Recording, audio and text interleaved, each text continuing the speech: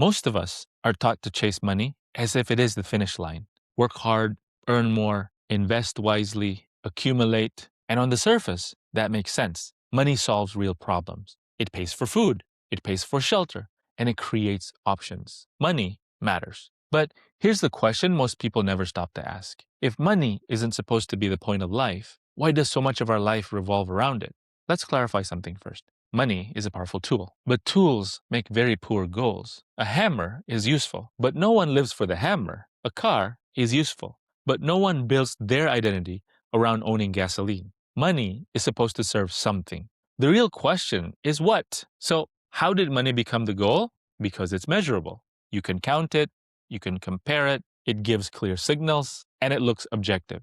In a world that feels uncertain, numbers feel reassuring. But what's measurable isn't always meaningful. And when the goal is unclear, accumulation never ends. And you see this everywhere. People who reach financial milestones and immediately move the goalpost. High earners who feel anxious about slowing down. Retirees who feel lost once the chase stops. Entrepreneurs who achieve success but feel strangely unsettled. If money were the real goal, reaching it would bring clarity. Instead, it often creates a new form of restlessness. That's the signal. Money removes certain constraints, but it doesn't tell you what to build once those constraints are gone. Money buys time, but it doesn't tell you what to do with that time. Money increases optionality, but it doesn't tell you which option is worth choosing. So maybe money was never meant to define life. Maybe it was meant to support it. Support what exactly? Stability, dignity, responsibility, contribution, and stewardship.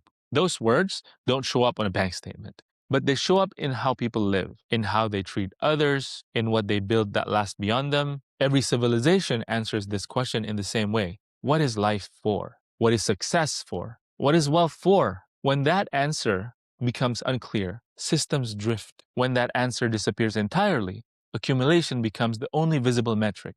And accumulation without purpose eventually feels empty. So maybe the real issue isn't that people chase money. Maybe it's that money has been left without a clear role. If money was never meant to be the goal, then the real question isn't how much we can accumulate, but what kind of life that accumulation is meant to support. Assalamu alaikum. If you're new here, my name is Parama, and alhamdulillah, I've been financially free for many years now. At this stage of my life, I'm more interested in helping others build prosperity as well, but inshallah, in a way that is halal and sustainable. Over time, I developed a step-by-step framework for halal prosperity so people can build a successful life in this world and inshallah aim for sadaqah jariyah, which is an ongoing deeds that continue to benefit others even after they're gone. I presented this framework at the World Bank in Washington, D.C. At its core, the framework is pretty simple, actually. First, learn how to protect your wealth, then grow it responsibly, and finally, distribute that wealth in ways that create lasting legacy